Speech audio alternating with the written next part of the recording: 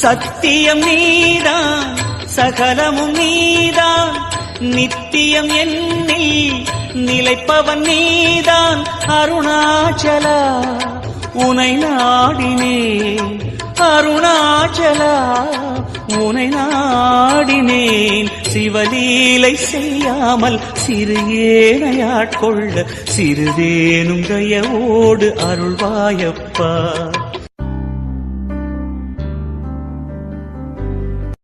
சொன்ன பதிகம் நலமளித்து உதவும் நாங்கள் அதை பாடி வலம் வருவோமே.